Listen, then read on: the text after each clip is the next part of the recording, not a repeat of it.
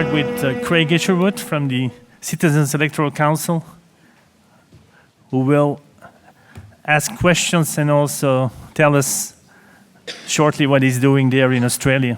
Thanks very much. Am I on? Well, first of all, I'd like to thank Jacques and Helga and the Schiller Institute for their invitation, hospitality, for the delegation of Australians that are here. We've come 17,000 kilometres, so we're a long way from home.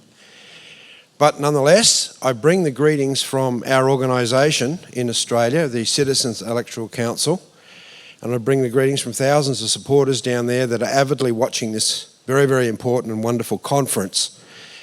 I'm the founder of the Citizens Electoral Council and did so 27 years ago. But for the last 23 years, we've enjoyed a very close and productive collaboration with the International LaRouche movement. That's what we're recognised as on the Australian continent, and also the Schiller Institute with inside Australia.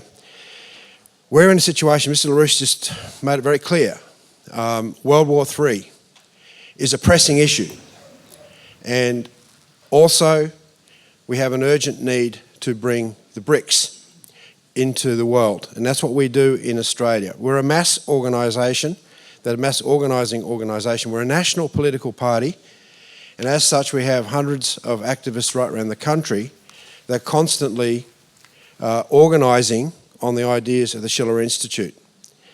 And consequently, we've been able to penetrate many, many different layers on these important issues. But I think it's really important to know that in the Southern Hemisphere, Australia is being used like a large aircraft carrier in the air-sea war battle against China. A couple of weeks ago, it was forecast that the Americans intend to put B-1 bombers into Darwin in our north.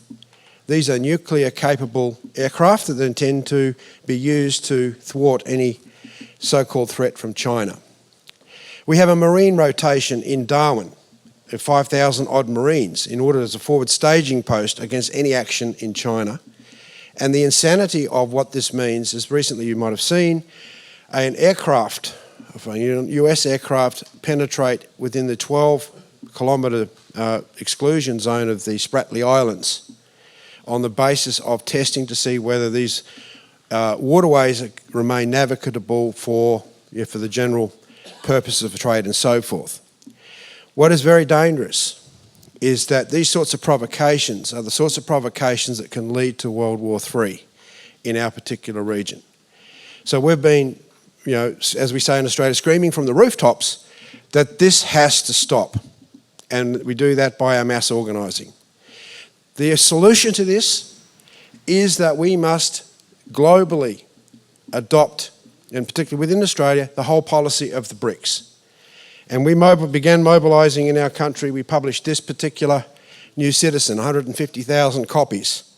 And our distinguished speaker yesterday said that Nepal had 28 million people. There's this little tiny vegetable sandwiched between two great countries.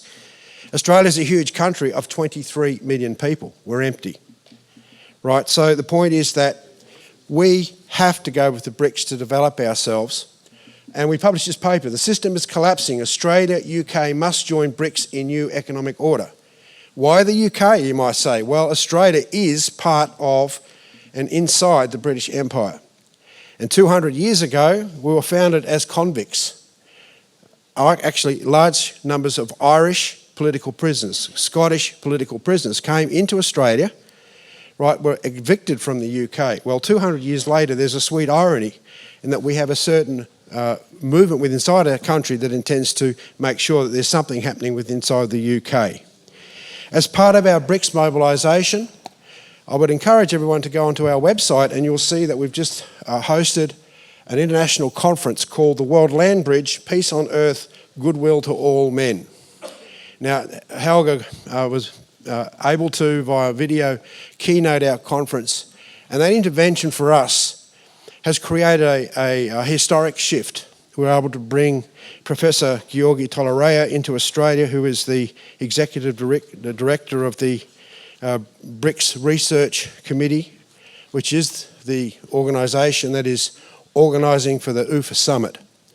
So consequently, when Helga was talking about yesterday that we need to go on a mass mobilisation against World War III and for the BRICS, and also for Glass-Steagall, I might add, then I think from our continent down under, 17,000 kilometres away, one of the fingers, you might say, on the fist of the 5 continents, I would wholeheartedly endorse that sort of mobilisation and put the challenge out to you guys up here in the north. You do your bit, and we'll certain as anything do as much as we possibly can in Australia. Thank you.